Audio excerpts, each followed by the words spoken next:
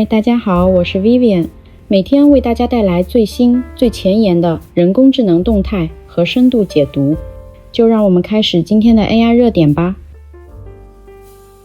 英国广播公司 BBC 针对美国 AI 公司 Perplexity AI 发起法律威胁，指控其聊天机器人未经授权逐字复制 BBC 内容，并要求其停止复制行为，删除副本，并为使用的内容付费。这是 BBC 作为全球顶级新闻机构首次针对 AI 企业采取法律行动，标志着媒体与生成式 AI 在内容授权领域的冲突正式升级。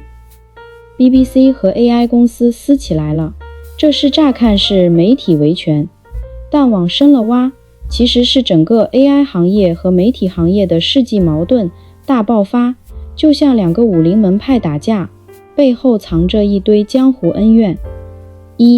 BBC 发飙，被抄内容还被搞砸名声，能忍？先说说 BBC 为啥急眼。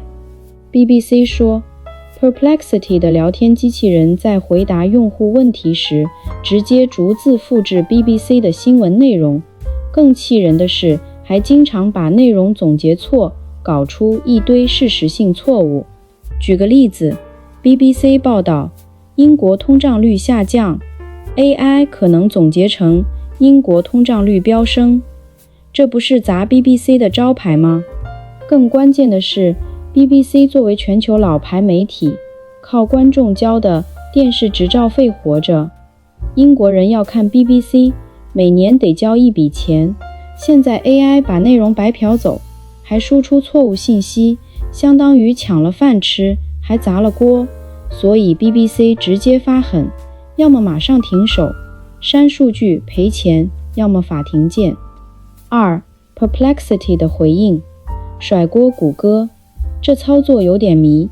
面对 BBC 的指控， Perplexity 的回应特别耐人寻味。BBC 的指控不过是想维护谷歌的非法垄断，这话一听就有点转移话题的意思。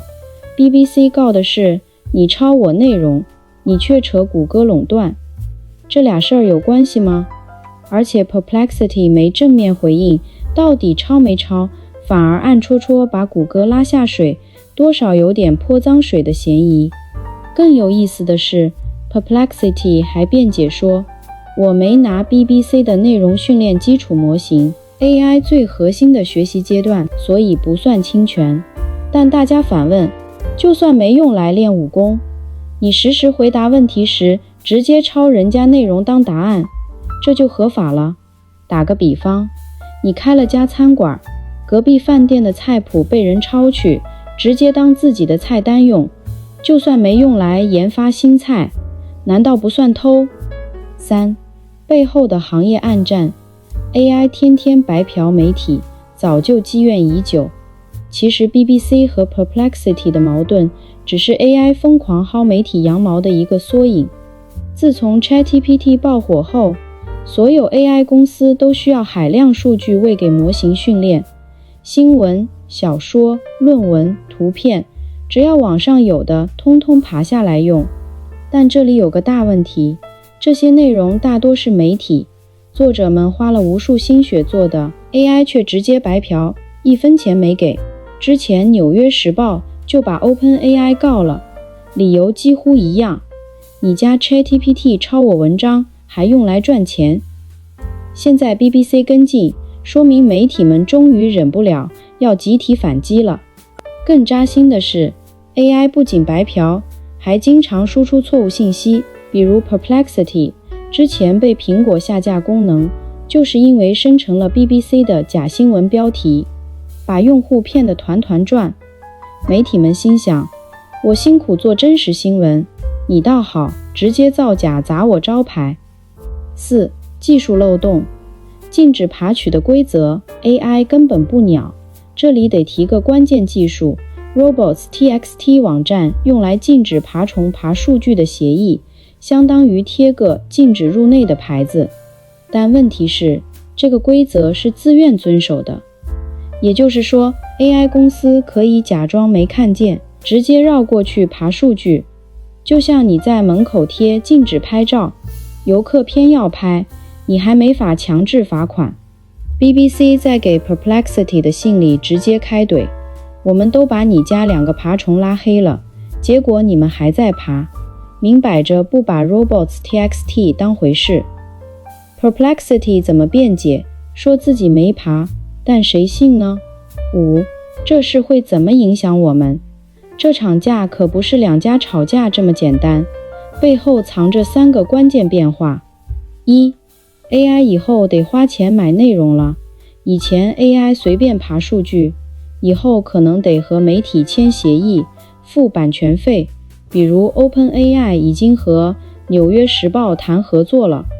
这意味着 AI 的数据成本会飙升，以后我们用 AI 会不会更贵？不好说，但肯定会倒逼 AI 公司更规矩。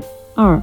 媒体要集体反击了， BBC 开了个头，其他媒体很可能跟进，比如卫报、泰晤士报，说不定也会告 AI 公司，到时候 AI 行业会被版权大棒狠狠敲打，甚至可能改变整个 AI 的发展方向，比如更依赖公开数据而非媒体内容。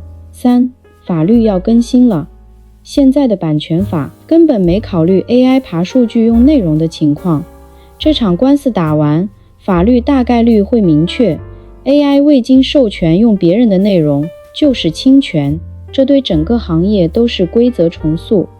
其实这是本质是内容创造者和技术掠夺者的战争，媒体们花了无数人力财力做内容， AI 却想免费拿走，甚至反过来砸人饭碗。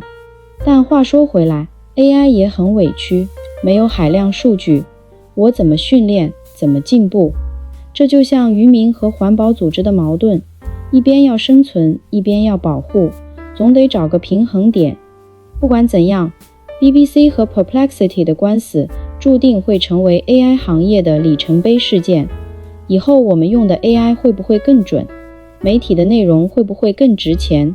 这场架的结果可能会改变我们未来获取信息的方式。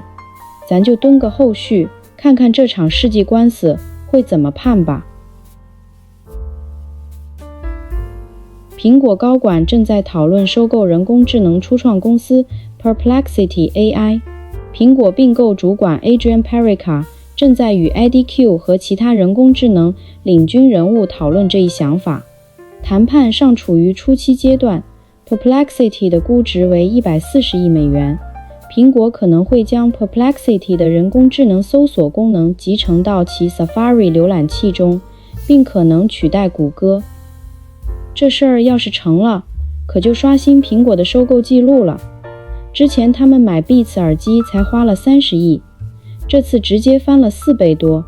今天咱们就来聊聊苹果为啥突然盯上这个名不见经传的 AI 公司，背后到底藏着什么大旗。1. Perplexity 到底牛在哪儿？简单来说， Perplexity 是个会聊天的搜索引擎。你问他明天香港天气怎么样，他不仅会直接告诉你温度和降雨概率，还会给你标注信息来源，比如香港天文台官网或者实时卫星云图。更厉害的是，它能像人一样追问，你需要我帮你查附近的雨伞店吗？这种交互体验可比传统搜索引擎强太多了。数据最能说明问题。今年5月Perplexity 单月处理了 7.8 亿次查询，用户量每个月疯涨 20%， 连三星都在跟他们谈合作，想把这个 AI 搜索预装到 Galaxy 手机里，直接对标苹果的 Siri。 最关键的是 Perplexity 还在印度搞了个 AI 本土化计划，和当地的 Paytm 合作金融 AI， 还向印度理工学院免费开放 Pro 版服务，这正好踩中了苹果想开拓新兴市场的心思。2. 苹果为啥急着收购？ 1. Siri 拖后腿了。苹果的 AI 助手 Siri 最近被用户吐槽得很惨，本来承诺今年 iOS 18要上线的个性化推荐功能，结果因为技术问题推迟到2026年。反观谷歌和微软，人家的 AI 助手每个月都在更新新功能，比如谷歌 Gemini 能直接帮你写 PPT， 微软 Copilot 能自动生成代码。苹果再不搞点大动作，真的要被甩在后面了。2. 和谷歌的合作要黄。苹果现在每年靠把谷歌设为 Safari 默认搜索引擎能赚200亿美元，但美国司法部正在调查这个合作是不是垄断行为。如果被判违法，苹果可能就得换搜索引擎了。Perplexity 的技术正好能补上这个缺口，把它整合到 Safari 里，用户搜索的时候直接出答案，不用再跳转到谷歌页面，既能留住用户时长，还能减少对谷歌的依赖。3. 入口保卫战。现在用户越来越习惯用 AI 直接获取信息，比如问穿什么衣服合适， AI 会直接给出穿搭建议，根本不需要打开浏览器。苹果要是不抓住这个趋势， iOS 生态的核心入口可能就被别人抢走了。Perplexity 的对话式搜索和 Siri 一结合，就能形成搜索、问答、服务的闭环，把用户牢牢留在苹果的生态里。3. 这事儿的难点和风险。1. 估值太高，性价比存疑，140亿美元的估值相当于 Perplexity 年营收的40倍，而苹果历史上收购的公司平均估值倍数只有15倍。Perplexity 现在主要靠20美元每月的订阅制赚钱，要证明这个估值，他们得在未来2年内把用户量再翻3倍，这压力可不小。2. 技术整合是个大难题。Perplexity 的技术架构是依赖云端服务器的，而苹果一直强调隐私优先，很多功能都是在本地处理数据，这两者怎么平衡？比如用户问 Siri 附近的餐厅推荐， Perplexity 需要联网获取实时数据，但苹果又不想把用户位置信息传到云端，这就得重新设计底层架构，搞不好得花好几年时间。3. 监管和竞争压力。美国反垄断机构最近对科技巨头的并购查得很严， Meta 之前想收购 Scale AI 都被盯上了，苹果这次高价收购很可能被指控扼杀创新。另外，三星正在加速和 Perplexity 谈合作，如果三星抢先一步，苹果就算收购成功，也得花更多精力去抢市场。4. 行业影响。搜索引擎要变天，如果苹果真的用 Perplexity 替代谷歌，那全球搜索市场格局可能彻底改变。谷歌现在 30% 的搜索流量来自 iOS 设备，如果苹果切换默认搜索引擎，谷歌每年可能损失几百亿美元的收入。更严重的是，用户习惯一旦从链接跳转向直接问答，谷歌的广告模式可能就玩不转了。毕竟广告主更愿意投放在有用户停留的页面上，对咱们普通用户来说，可能最快年底就能体验到 Siri 加 Perplexity 的组合。比如你问 Siri 周末去迪士尼玩需要带什么，它会直接列出清单，还能帮你订门票和酒店，甚至提醒你避开人流高峰。Safari 浏览器也会新增一个 AI 搜索标签页，把搜索结果整合成一篇小文章，还附上所有信息来源，再也不用在几十条链接里大海捞针了。5.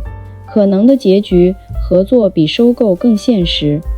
其实苹果现在更倾向于先合作再收购，他们可能先在 Safari 里加一个 Perplexity 的搜索选项，让用户自己选择，同时把 Perplexity 的 API 接口开放给 Siri， 看看市场反响怎么样。如果用户接受度高，再谈收购；如果效果一般，就继续和谷歌合作。毕竟花140亿买一个还不确定的未来，库克应该不会这么冲动。总的来说，苹果这次收购 Perplexity 本质上是一场 AI 补课和入口保卫战。如果成功，苹果可能重新定义搜索引擎和语音助手的体验；如果失败，不仅损失巨额资金，还会让竞争对手抢占先机。这场豪赌的结果可能会在未来2年内彻底改变科技行业的格局。咱们就搬好小板凳，慢慢看戏吧。如果您对人工智能充满好奇，想要及时了解这个正在重塑我们生活的科技领域，欢迎订阅我的频道。我们下期见，拜拜。